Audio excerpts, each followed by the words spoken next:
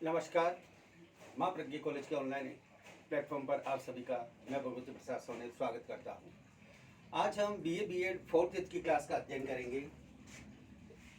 BA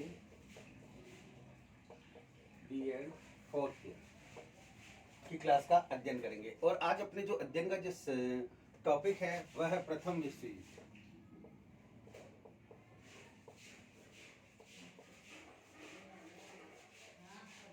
और यह प्रथम विश्व युद्ध का जो पार्ट है वो फोर्थ है, पार्ट 4। इससे पहले हमने प्रथम विश्व युद्ध के 3 जो क्लासेस पढ़ी थी उसमें मैंने प्रथम विश्व युद्ध के कारण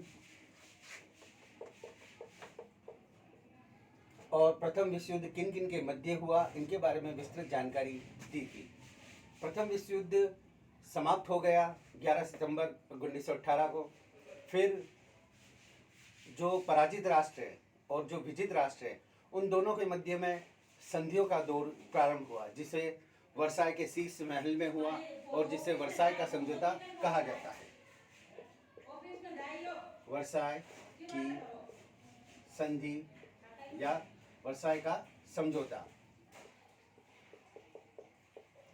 वर्साय पेरिस या फ्रांस में स्थित था और यहाँ पर जो पराजित राष्ट्र है उनके प्रतिनिधियों को लाया गया और उनके साथ पे उन पर संधियाँ थोपी गई।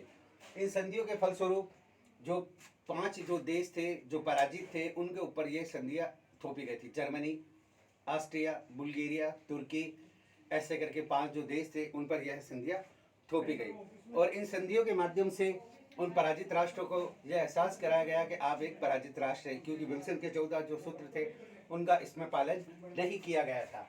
अतः हम देखेंगे वर्साय का समझौता और इसको कंटिन्यू करेंगे। पेरिस शांति समझौता या वर्साय का समझौता।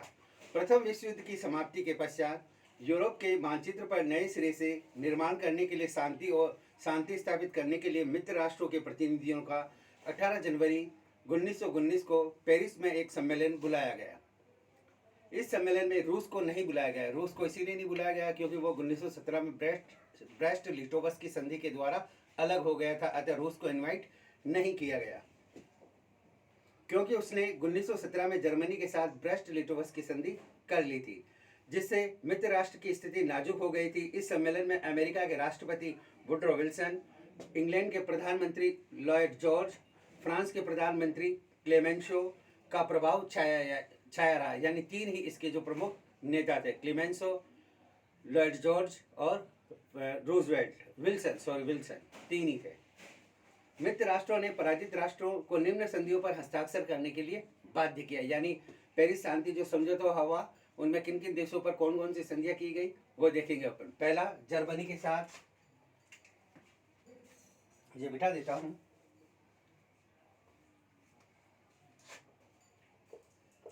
जर्मनी के साथ वर्साय की संधि।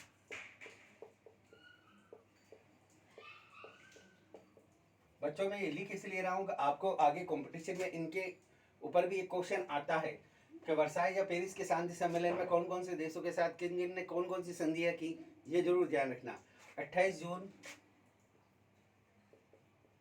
ये याद रखने की जरूरत नहीं है, 1919। क्लियर। दूसरी, ऑस्ट्रिया के साथ, ऑस्ट्रिया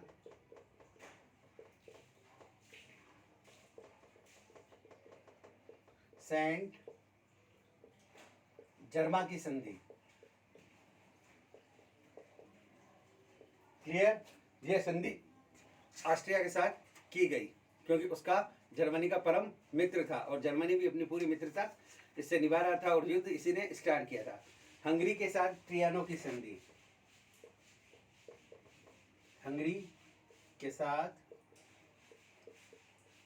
ट्रियानो की संधि।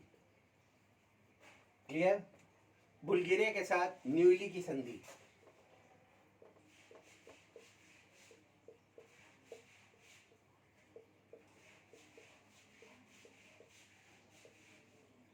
न्यूली की संधि, न्यू एली की संधि, संधि। और लास्ट तुर्की के साथ सेवरे की संधि।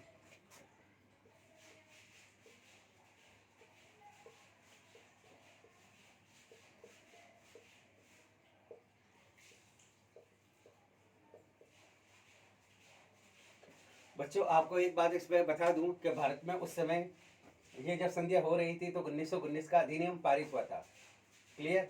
और उसमें जो खिलाफत आंदोलन चला रहे थे मुस्लिम, क्योंकि टर्की का खलीफा का टर्की प्रथम विश्व युद्ध में हार गया था, अतः उसके पद को बनाए रखने के लिए भारत में भी आंदोलन हुआ, क्योंकि भारत उस समय ब्रिटेन का उपनिवेश था और ब्रिटेन इसमें विचित्र राष्ट्रों में शामिल था। तो भारत के जो मुसलमान हैं वह खिलाफत आंदोलन चला रहे थे और गांधी जी ने भी उनमें सपोर्ट किया था। ये बात आप ध्यान रखिएगा। तो इस प्रकार ये पेरिस में शांति सम्मेलन हुआ, उसमें ये निम्न संधियां उनके साथ की गई। आपको इन चीज़ों को याद रखना है, उतारना चाहें तो उतार सकते हैं पॉज बटन के द्वारा, क्लियर। आगे हम पढ़ेंगे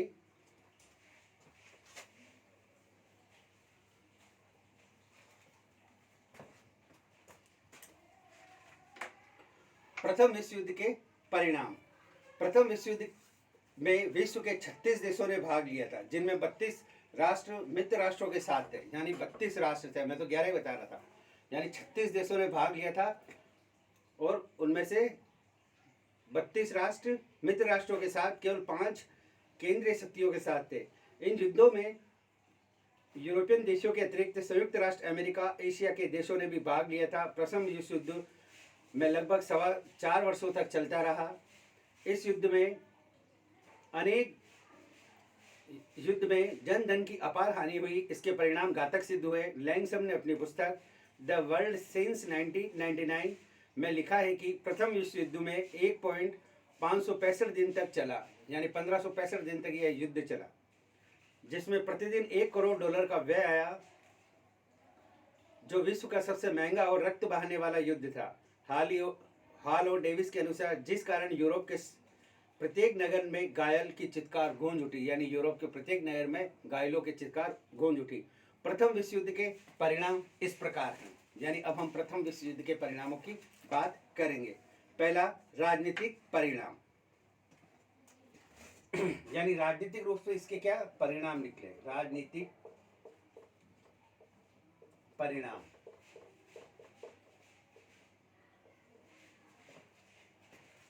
पहला, निरंकुश राजवंशों का अंत। निरंकुश राजवंशों का अंत, यानी बहुत से राजवंश तो इसमें समाप्ति हो गए।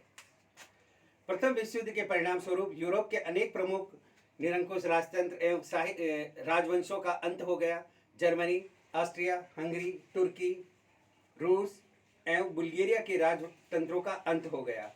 इसके साथ ही जर्मनी के होहेन-जोदर्न, ऑस्ट्रिया हंगरी के हैब्सबर्ग, रूस के रोमानोव, तुर्की के उस्मानिया राजवंशों का अंत हुआ। ये भी बहुत इंपॉर्टेंट क्वेश्चन है, अक्सर जीके में आता है। एक बार वापस रिपीट करता हूँ, उसमें ये क्वेश्चन आता है कि प्रथम विश्व युद्ध में कौन कौन से राजवंशों का अंत हुआ, क्रम से जमाइए या उनके राजवंशों के नाम बताइए।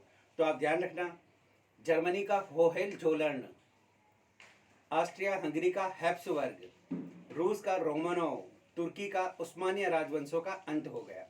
राजवंशों के पतन के साथ ही उन पर आश्रित सामंत प्रथा का भी अंत हो गया, यानी राजवंशों पे जो आश्रित सामंत प्रथा थी उसका भी अंत हो गया। दूसरा, लघु राज्यों का उदय। लघु राज्यों का उदय, यानी छोटे राज्यों का उदय हुआ।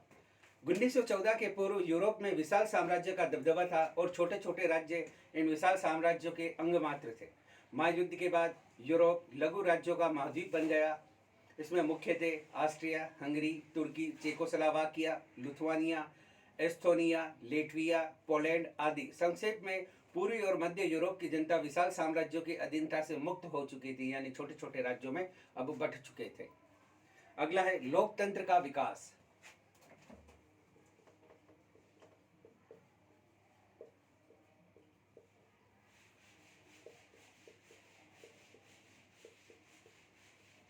लोकतंत्र का विकास, प्रथम महायुद्ध के दौरान इंग्लैंड, अमेरिका आदि मित्र राष्ट्रों ने घोषणा की थी कि वे लोकतंत्र की रक्षा के लिए युद्ध लड़ रहे हैं। इस युद्ध के बाद समस्त पराजित देशों एवं नवनिर्मित राज्यों में लोकतंत्र शासन व्यवस्था कायम की गई। इस युद्ध के दौरान ही रूस में क्रांति हो गई और जारशाही का अंत हो गया, रोमनोव राजवंश का समापन हो गया। जर्मन सम्राट विलियम द्वितीय सिंहासन त्याग कर नीदरलैंड भाग गया और जर्मनी में गणतंत्र की स्थापना की गई, यानी जर्मनी में भी जो होहेंजोलन राजवंश था उसका समापन हो गया और वहाँ का शासक नीदरलैंड भाग गया। ऑस्ट्रिया के सम्राट चार्ल्स को सिंहासन से हटा दिया गया। तुर्की के सुल्तान के साथ भी यही हुआ। वहाँ मुस्तफ़ा कमाल पाशा ने गणतंत्र सरकार की स्थापना की। Czechoslovakia, Poland, Hungary, Lithuania, Estonia, Latvia आदि में भी गणतंत्र शासन की स्थापना की गई। इस प्रकार प्रथम विश्व युद्ध के बाद यूरोप में लोकतंत्र की भरमार हो गई, यानी खूब प्रसार हुआ डेमोक्रेसी का, लोकतंत्र का, यानी जो भी राजवंश थे, सामंती प्रथा थी, सब समाप्त हो गई और लोकतंत्र की वहाँ पर स्थापना की गई। अगला है राष्ट्रीयता का विकास।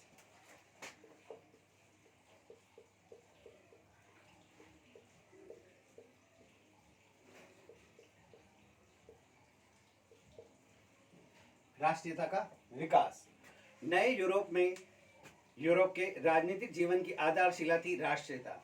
युद्ध की समाप्ति के बाद नवीन राज्यों की स्थापना राष्ट्रीयता के सिद्धांत पर की गई। इसी सिद्धांत के आधार पर Czechoslovakia, Yugoslavia, Lithuania, Estonia, Latvia, Hungary, Finland नामक नए राज्यों का निर्माण हुआ। राष्ट्रीयता की भावना के कारण ही प्रत्येक बड़े देश ने अपने लिए आधिकारिक उपनिवेशों की स्थापना प्रारंभ की। एशिया के पिछड़े देशों में राष्ट्रीयता की लहर आई और वहाँ के लोगों ने भी स्वतंत्रता के लिए आंदोलन तेज कर दिया। अगला है अंतर्राष्ट्रीयता का विकास।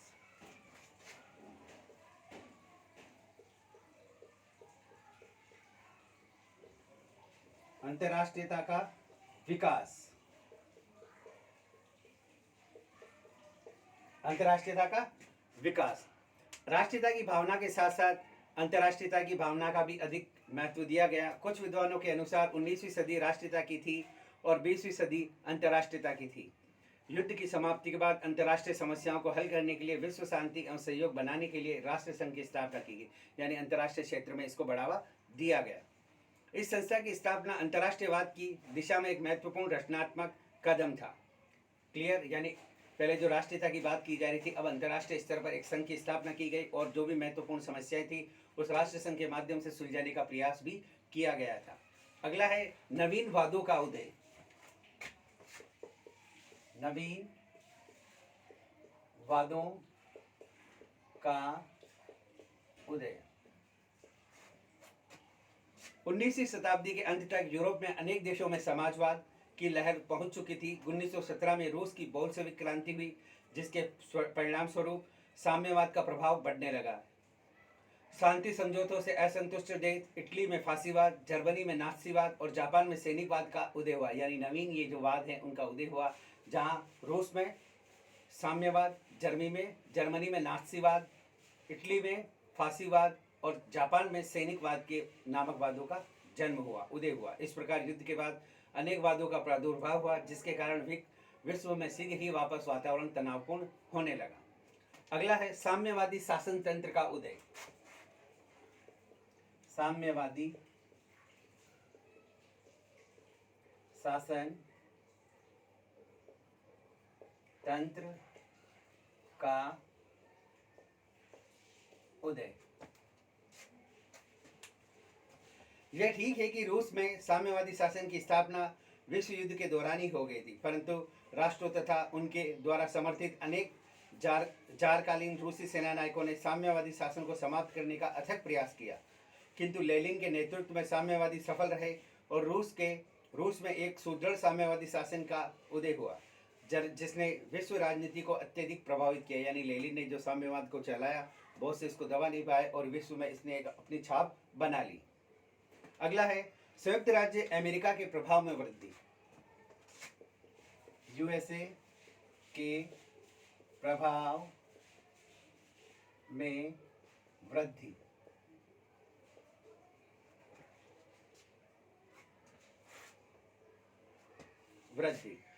प्रथम विश्व युद्ध में संयुक्त राज्य अमेरिका तो 1917 में शामिल हुआ, फिर भी उसका प्रभाव बढ़ गया क्योंकि विल्सन के 14 सूत्रों के सिद्धांतों पर जर्मनी ने आत्मसमर्पण कर दिया। तो विश्व का सारा क्रेडिट अमेरिका ले गया। जैसे कोई अच्छी सी डिश बनती है, ऊपर अगर धनिया डाल दो तो वो सब्जी और सुंदर लगने लगती है। ठीक उसी प्रकार युद्ध के अंत में शामिल हुआ और अपना नाम कमा लिया। प्रथम विश्व युद्ध में संयुक्त राज्य अमेरिका के प्रभाव में अत्यधिक वृद्धि हुई और वह यूरोपीय देशों का साहूकार बन गया, यानी चहेता बन गया। वो अब सरपंच हो गया, साहूकार हो गया। यूरोप के विभिन्न राष्ट्रों पर उसका प्रभाव, उसका 1 खरब 20 अरब डॉलर का कर्ज था। 1 खरब 20 अरब डॉलर का कर्ज यूरोपीय राष्ट्रों को दिया उसने, बहुत जबरदस्त था। युद्ध के दौरान और उसके बाद काल में अमेरिका का विदेशी व्यापार दिन दुगना रात चौगुना हो गया। जर्मनी का व्यापार वाणिज्य चौपट हो गया। इंग्लैंड को अब जर्मनी से भी अधिक भयंकर शक्ति संपन्न प्रतिद्वंदी मिला, जिसके कारण संपूर्ण यूरोप के व्यापार को अपना नियंत्रण में ले लिया। यानी जहां पहले चैलेंज कर रहा था जर्मनी, किंतु अब तो अमेरिका आ गया और इंग्लैंड को प्रॉब्लम हुई उससे, क्योंकि उसने विश्व के व्यापार को अपने फेवर में कर लिया। अगला है साम्राज्यवाद को प्रोत्साहन, यानी साम्राज्यवाद की समापन नहीं हुआ। साम्राज्यवाद को प्रोत्साहन।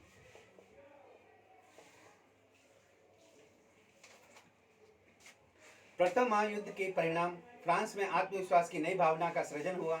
अल्सेस और लॉरेन की पुनः प्राप्ति से यूरोप के और उसके राज्यों की सीमाओं का विस्तार हुआ। मेंडेज व्यवस्था के अंतर्गत सीरिया, लेबनान, कैमरून, टेगोलैंड आदि के मिल जाने से उसके और प्रभाव में वृद्धि हो गई। इंग्लैंड का एड्रियाटिक सागर पर नियंत्रण कायम हो गया। ग्रेट ब्रिटेन के संरक्षण में रखे गए तुर्की और जर्मनी उपनिवेशों से उसके औपनिवेशिक साम्राज्य का भी विकास हुआ। कहाँ जर्मनी अपने साम्राज्य स्थापित कर रहा था और खुद अब इंग्लैंड का उपनिवेश हो गया। बड़ी अजीब बात है। विकास हुआ। राष्ट्र संघ की मेंटेड व्यवस्था में बेल्जियम, दक्षिण अफ्रीका, ऑस्ट्रेलिया, न्यूजीलैंड और जापान सभी देशों की औपनिवेशिक सत्ता का विकास हुआ। इसलिए कहा जाता है कि महायुद्ध से साम्राज्यवाद का नया प्रोत्साहन मिला। जापान और इटली के साम्राज्य इसके प्रत्यक्ष प्रमाण हैं। जापान और इटली को भी साम्राज्य मिल गया। अगला है शस्त्रीकरण की होड़, यानी ये वापस नहीं रुकी।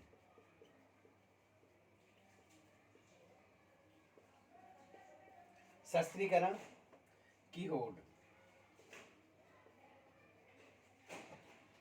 वर्साई की संधि के अंतर्गत शस्त्रीकरण की योजना थी, जिसे जर्मन सहित अन्य धुरी राष्ट्रों को पूर्ण रूप से शक्तिहीन रखने के लिए प्रयुक्त किया गया था।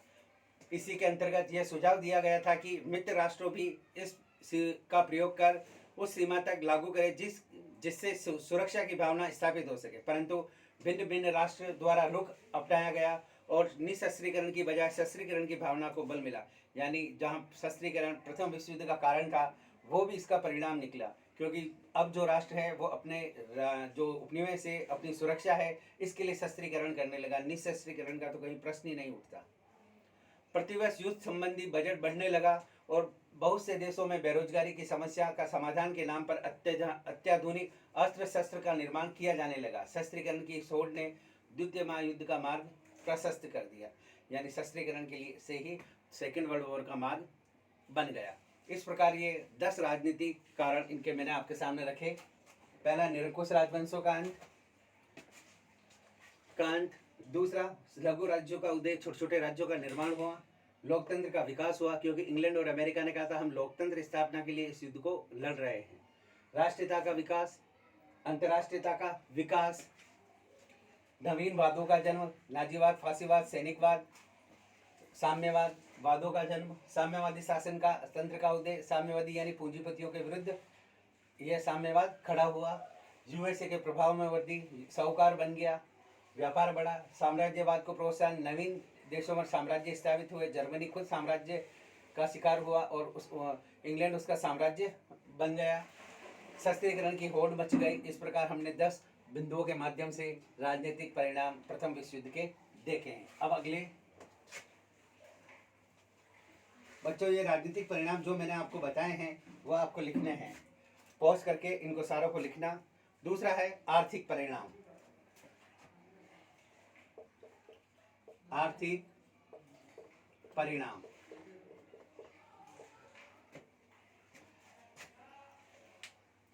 धन संपदा की हानि। इसमें पहला है धन संपदा की हानि।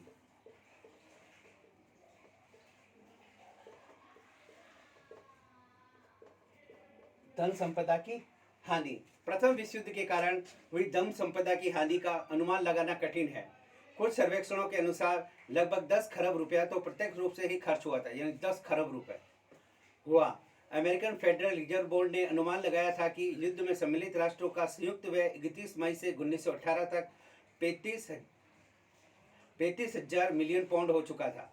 इस तरफ आर्थिक असंतुलन पैदा हो गया, जिसके परिणाम स्वरूप नैतिक और राजनीतिक उथल पुथल होने लगी। युद्ध काल में पोलैंड की खानें बर्बाद कर दी गई, फसलें नष्ट हो गई, रेल मार्ग छिन्न भिन्न कर दिए गए, मशीनों को तोड़ दिया गया। फ्रांस का भी यही हाल हुआ। जमीन बियाबान हो गई, यानी जमीन बंजर हो गई। कारखाने, मकान आदि ध्वस्त हो गए। जर्मनी को रूसी सेना ने रोन डाला था। अब जर्मनी को भी रूसी सेना ने रोन डाला था, फिर भी पोलैंड और फ्रांस की तुलना में उसको कम क्षति उठानी पड़ी।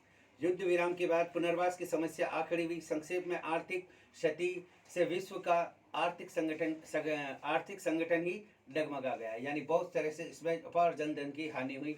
10 खरब डॉलर रुपया खर्च हुआ और उनकी जो तकनीकें थी, मकान थे, घर थे, सब के सब उनको तोड़ फोड़ दिया गया, खानों को नष्ट कर दिया गया। युद्ध ऋणों की समस्या। अगली है युद्ध ऋणों की समस्या, यानी युद्ध में जो ऋण लिया था उसकी समस्या भी आके खड़ी हो गई। प्रथम विश्व युद्ध को जारी रखने के लिए दोनों पक्षों के प्रमुख राज्यों को बड़े पैमाने पर सार्वजनिक ऋण लेने पड़े। 1914 ईस्वी में दोनों पक्षों ने हर देशों पर हर लगभग 8,000 करोड़ का सार्वजनिक ऋण था। युद्ध के बाद इन ऋणों को चुकाना कठिन हो गया। अधिकांश देशों ने अमेरिका और इंग्लैंड से ऋण लिया। स्वयं इंग्लैंड ने अमेरिका से कर्ज ले रखा था, यानी इंग्लैंड भी अमेरिका से कर्ज ले चुका था। यानी सबसे मालामाल कौन हुआ? अमेरिका सबसे बाद में आया और पैसे वाला भी बन गया और प्रभाव भी बढ़ा लिया। संपत्ति का विनाश अलग था, कर्ज लिया था। स्वयं इंग्लैंड ने अमेरिका से कर्ज ले रखा था। इंग्लैंड, फ्रांस आदि देशों ने इन ऋणों को रद्द कराने के पक्ष में थे, परंतु अमेरिका इसके लिए तैयार नहीं था। अमेरिका ने पैसा दिया, वो क्यों रद्द करे? वो तो ये रद्द करवाना चाहते थे, किंतु वो नहीं, उसने रद्द नहीं किए। इससे एक नई समस्या उत्पन्न हो गई। जब मित्र राष्ट्र ने युद्धकालीन ऋणों को जर्मनी से प्राप्त करने वाली क्षतिपूर्ति से जोड़ दिया तो समस्या और भी अधिक गंभीर हो गई। यानी इंग्लैंड और फ्रांस ने कहा कि हम आपको ऋण जब चुकाएंगे जब जर्मनी हमें पैसा देगा। अमेरिका ने कहा कि मैंने आपको ये पूछ कर थोड़ी पैसा दिया, जर्मनी आपको देगा जब आप मुझे देंगे। आपने कर्ज लिया, आप चुकाओ। किंतु इन देशों ने क्या किया? चालाकी से जर्मनी के ऊपर डाल दी ये बातें। इस प्रकार यह समस्या और भी गंभीर रूप से सामने आई। अगला है अंतर्राष्ट्रीय व्यापार को क्षति। अंतर्राष्ट्रीय व्यापार को क्षति। युद्ध काल में दोनों पक्षों को जो भी आर्थिक क्षति उठानी पड़ी, उसका अंतर्राष्ट्रीय व्यापार पर गहरा प्रभाव पड़ा। अब प्रत्येक देश के सामने पुनर्निर्माण, पुनर्वास, बेरोजगारी की विकराल समस्याएं आ खड़ी हुई। ऐसी स्थिति में देश में कम से कम आयात करने और अधिक से अधिक निर्यात करने की नीति अपनाई और तट करों को भारी वृद्धि की, जिससे अंतर्राष्ट्रीय व्यापार को काफ़ी धक्का लगा। यानी उत्पादन ज़्यादा करें, निर्यात ज़्यादा करें, आयात कम करें, किंतु तट करों पर वृद्धि कर दी गई, जिससे अंतर्राष्ट्रीय स्तर पर जो व्यापार था उसमें क्षति पहुंची। मुद्रास्फीति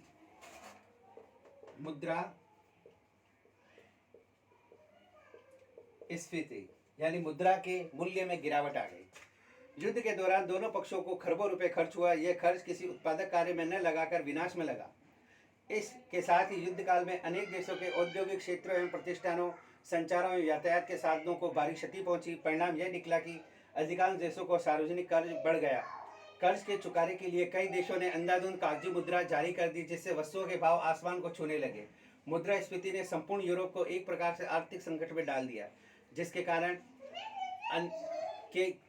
जिसे दूर करने के लिए अनेक उपायों का सहारा लेना पड़ा। कागजी मुद्रा जारी कर दी, जिससे उनको वस्तुओं के भाव आसमान को छूने लगे। अगला है श्रमिकों के स्तर में सुधार। श्रमिकों की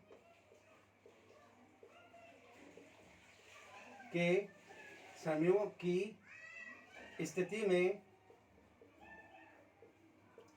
सुधार। महायुद्ध के दौरान लाखों श्रमिकों को भी सेना में भर्ती किया गया और उनमें से अधिकांश वीर गति को प्राप्त हुए, परंतु इससे प्रत्येक युद्धरत देश में श्रमिकों की भारी संख्या में कमी आ गई और उनकी मांग बढ़ी। इस स्थिति में श्रमिक अपने महत्व की नई अनुभूति हुई और उन्हें मीन मालिकों, पूंजीपतियों के अत्याचारों एवं शोषण के विरुद्ध संघर्ष करने का निश्चय किया। रूस में साम्यवादी शासन की स्थापना से उनको नैतिक बल प्रदान हुआ। पश्चिमी देशों की सरकारों को भी विवश होकर राजनीतिक व्यवस्था में मजदूरों के महत्व को स्वीकार करना पड़ा। अब श्रमिकों की स्थिति को सुधारने का कार्य जोरों शोरों के साथ शुरू किया गया। फ्रांस और जर्मनी में मजदूरों के प्रतिदिन 8 घंटे से अधिक काम न लेने का नियम बना दिया गया। कई देशों में बीमारी, आकस्मिक दुर्घटना, वृद्धावस्था में पेंशन, बीमा व्यवस्था को मान्यता दी गई। श्रमिकों के हितों एवं अधिकारों की रक्षा के लिए ट्रेड यूनियनों की स्थापना की गई। राष्ट्र संघ के अंतर्गत श्रमिकों की स्थिति को सुधारने के लिए अंतर्राष्ट्रीय श्रम संगठन की स्थापना की। संयुक्त परिवर्तनों ने मजदूरों को जागरूक बना दिया और धीरे धीरे मजदूर आंदोलन आर्थिक अधिक जोर पकड़ता गया। यानी प्रथम विश्व युद्ध में बहुत से श्रमिक सैनिक बन गए और उनकी मृत्यु हो गई। फिर सैनिक मजदूरों की कमी आ गई। अब कमी आ गई तो मजदूरों को अपना महत्व का ज्ञान हुआ। इसी बीच क्या हुआ, बोल्शेविक क्रांति से मजदूरों को ये पता लगा पूंजीपतियों का किस प्रकार विरोध किया जाए। इससे उनके मन में एक नैतिक बल मिला और उन्होंने अपनी महत्व को समझा और विश्व स्तर पर अपना एक संगठन बनाया और अंतर्राष्ट्रीय मजदूर संघ की स्थापना की गई। और ट्रेड यूनियनों के माध्यम से मजदूर अपने जो मजदूरी के घंटे थे 8 घंटे किए, बीमा व्यवस्था की, उनके चिकित्सा व्यवस्था की, दुर्घटना बीमा की आदि विभिन्न प्रकार की उनको सेवाओं का लाभ मिला। नया है कृषकों की सुरक्षा। कृषकों की सुरक्षा। विश्व युद्ध के परिणाम स्वरूप जहां श्रमिकों की स्थिति में सुधार हुआ, वहीं किसानों की स्थिति में भी महत्वपूर्ण सुधार आया। फ्रांस, जर्मनी, रूस आदि देशों में किसानों की भूमि बांट दी गई और उन्हें भूमि का मालिक बना दिया गया। पुरानी सामंती व्यवस्था का अंत्य कर दिया गया। इससे किसानों को भी आर्थिक स्थिति में काफी सुधार आया। अब वे जीवन उपयोगी वस्तुओं को खरीदने में समर्थ हो गए। यानी जहाँ पहले सामंत व्यवस्था थी, इनका शोषण हो रहा था किसानों का, किंतु प्रथम विश्व युद्ध के बाद जमीनें खूब मिली और किसानों को बांट दी गई और उनके आर्थिक स्थिति में भी सुधार आया। अगला है बेरोजगारी की समस्या। बेरोजगारी की समस्या। युद्ध के दौरान अनेक कारखानों, उद्योग धंधों आदि नष्ट हो गए। युद्ध की समाप्ति के बाद लगभग सभी देशों शांति समझौते के अंतर्गत बड़े पैमाने पर सैनिकों की छटनी की गई। उपयुक्त दोनों कारणों से मिश्रित परिणाम स्वरूप बहुत से देशों में बेरोजगारी का विकराल समस्या उठ खड़ी हुई। इटली, जर्मनी आदि में फासिस्ट दलों ने इनका भरपूर लाभ उठाया। इस समस्या का समाधान के लिए कुछ नए देश सशस्त्रीकरण का मार्ग अपनाया, जिसमें अंतर्राष्ट्रीय तनाव में वृद्धि की, यानी बेरोजगारी बढ़ गई और क्योंकि उद्योग धंधे चौपट हो गए, सैनिकों को संख्या कम कर दी, अतः वे सब बेरोजगार हो गए। अतः इनके लिए फिर इटली और जर्मनी ने इनका खूब फायदा उठाया और नाथसीवाद, फासीवाद का जन्म हुआ। ये हो गए आपके इसके जो प्रथम विश्व युद्ध हैं इनके आर्थिक परिणाम, जिनमें पहला था धन संपदा की हानि, अपार धन संपदा हुई, युद्ध, ऋणों की समस्या, अंतर्राष्ट्रीय व्यापार को क्षति, मुद्रास्फीति, मुद्रा के मूल्य में गिरावट आ गई, श्रमिकों की स्थिति में सुधार हुआ क्योंकि श्रमिक कम थे, किसानों को की सुरक्षा, किसानों को भी आर्थिक लाभ हुआ, बेरोजगारी की समस्या ने विकराल रूप धारण कर लिया। आदि बातों को हमने विस्तृत रूप से परिचर्चा की। अब पढ़ेंगे सामाजिक परिणाम। ये बच्चों जो भी आर्थिक परिणाम है आप इसको पोस्ट करके लिखना। अगला हम पढ़ेंगे सामाजिक परिणाम।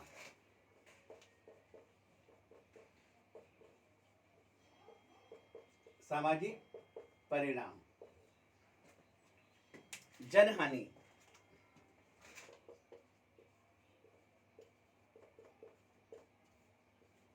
जनहानि। प्रथम विश्व युद्ध द्वारा मानव जाति की मानव इतिहास की एक भयंकर त्रासदी थी। यह अब तक लड़े गए सभी युद्धों में सर्वाधिक भयंकर एवं विनाशकारी सिद्ध हुआ। इसमें 36 राष्ट्रों के 6.5 करोड़ सैनिकों ने भाग लिया। इस युद्ध में 1 करोड़ 30 लाख सैनिक मारे गए और 2 करोड़ 20 लाख घायल हुए। सैनिकों के अलावा लाखों नागरिकों को भी अपने प्राण गंवाने पड़े। विश्व युद्ध के इससे भीषण नरसंहार पहले कभी नहीं हुआ था। यह युद्ध के तुरंत बाद कई देशों में महामारी का प्रकोप हुआ, जिसमें लगभग 40 लाख लोग मारे गए। कई यूरोपीय देशों में तो पुरुषों की कमी हो गई, जिससे जनशक्ति में भारी कमी हुई। यानी बहुत से लोग मारे गए, बहुत से सैनिक मारे गए, बहुत से घायल हो गए, जिससे बहुत से देशों में तो आदमियों की कमी हो गई। अगला है अल्पसंख्यकों की समस्या।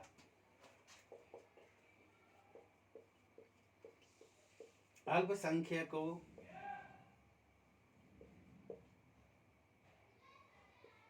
को की समस्या। पेरिस शांति सम्मेलन में आत्मनिर्णय के अधिकार को मानते हुए बहुत से अल्पसंख्यकों को नवीन राज्यों में समाविष्ट कर दिया गया। फिर भी लगभग 17 करोड़ अल्पसंख्यक बच गए। पोलैंड, चेकोस्लोवाकिया, रोमानिया, यूनान, तुर्क, युगोस्लाविया आदि देशों में लाखों लोग ऐसे थे जो राष्ट्रीयता की दृष्टि से उन देशों के नहीं थे। अलग अलग संधियां की, परंतु इससे अल्पसंख्यक जातियों की समस्या का कोई स्थायी समाधान नहीं हो सका। बाद में हिटलर जैसे अधिनायक ने इस समस्या की आड़ में चेकोस्लोवाकिया और ऑस्ट्रिया को हड़प लिया, यानी ऑस्ट्रिया को भी हड़प लिया। अगला है स्त्रियों की स्थिति में परिवर्तन। स्त्रियों की स्थिति में परिवर्तन। महायुद्ध के दौरान स्त्रियों ने कार्यालयों, दुकानों, उद्योग धंधे आदि में लगन के साथ काम करके पुरुषों की कमी का एहसास नहीं होने दिया, क्योंकि बहुत से पुरुष मारे गए थे, नहीं दिया। उन्हें युद्ध क्षेत्र में घायल सैनिकों की सेवा का महत्वपूर्ण कार्य किया। इससे स्त्रियों में राजनीतिक चेतना और आत्मविश्वास उत्पन्न हुआ। अब वे राजनीतिक अधिकारों की मांग करने लगी। परिणाम स्वरूप 1918 में इंग्लैंड में 30 वर्ष से अधिक आयु की स्त्री को मताधिकार का अधिकार मिला, यानी 30 वर्ष से अधिक आयु की स्त्री को वोट देने का अधिकार भी मिला। परिणाम स्वरूप 1918 में इंग्लैंड में, इसके पूर्व 1917 में रूस में स्त्रियों को मताधिकार मिल चुका था। 1920 में जर्मनी में भी स्त्रियों को मताधिकार मिल गया। धीरे धीरे अन्य सभी देशों में मताधिकार मिल गया और जीवन के प्रत्येक क्षेत्र में पुरुष के साथ उसकी समानता को स्वीकार कर लिया गया, यानी स्त्रियों की स्थिति में परिवर्तन आया और उन्हें मताधिकार का अधिकार भी मिल गया और उनकी सामाजिक, आर्थिक, राजनीतिक चेतना भी जागृत हुई। अब वह उद्योग धंधे, काम और अन्य कार्य करने लगी। सांस्कृतिक हानि।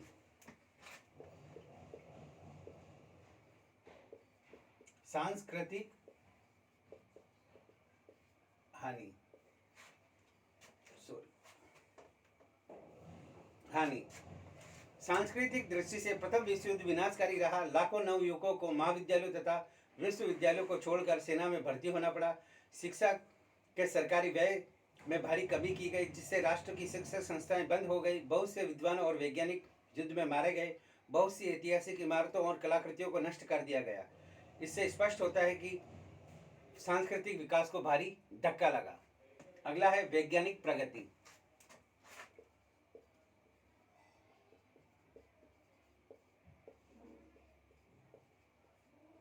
वैज्ञानिक प्रगति। प्रथम विश्व युद्ध में परंपरागत अस्त्र शस्त्रों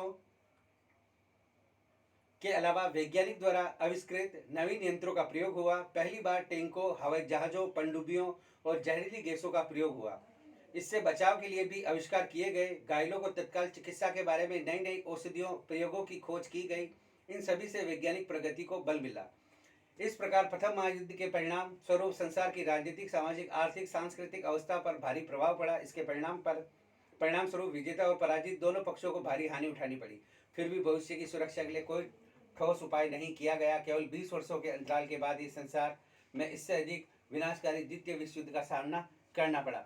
ये जो इसके परिणाम निकले सामाजिक, वो इम्पोर्टेंट है, उनको लिखिए आप। जन की हानि हुई, अल्पसंख्यकों की समस्या बढ़ी, स्त्रियों की स्थिति में सुधार आया, सांस्कृतिक हानि हुई, वैज्ञानिक प्रगति हुई। इस प्रकार हमने देखा प्रथम विश्व युद्ध में अपार जन हानि हुई और विश्व ने 20 वर्ष बाद ही इससे भी ज़्यादा एक भयंकर युद्ध लड़ा, जो द्वितीय विश्व युद्ध के नाम से जाना गया। इस क्लास में मैंने आपको प्रथम विश्व युद्ध के बारे में जो पढ़ाना था संपूर्ण रूप से मैंने आपको पढ़ा दिया। आपको अगर और भी कहीं से मैटर मिलता है तो आप इसमें अटैच कर सकते हैं और अगर आप इसको भी पढ़ेंगे तो आपके एग्ज़ाम की दृष्टि से ये सारी चीज़ें मैंने सफिशिएंट पढ़ा दी। और इन फ्यूचर आप अगर इसमें एग्ज़ाम भी देंगे सेकंड ग्रेड का या फर्स्ट ग्रेड का, तो ये एसएस में आपको ज़रूर फ़ायदा पहुंचाएगा। और आज की क्लास में इतना ही, और प्रथम विश्व युद्ध का समापन। और अगर इसमें आएगा तो मैं पार्ट 5 लेके आऊँगा और इसके अंदर वो चीज़ें इंक्लूड कर दूँगा। और आपको अगर कोई समस्या है तो टेलीग्राम पर मुझको मैसेज करें। इसके साथ ही प्रथम विश्व युद्ध का समापन अब नए क्लास में नया चैप्टर लेकर पढ़ेंगे। धन्यवाद। जय हिंद।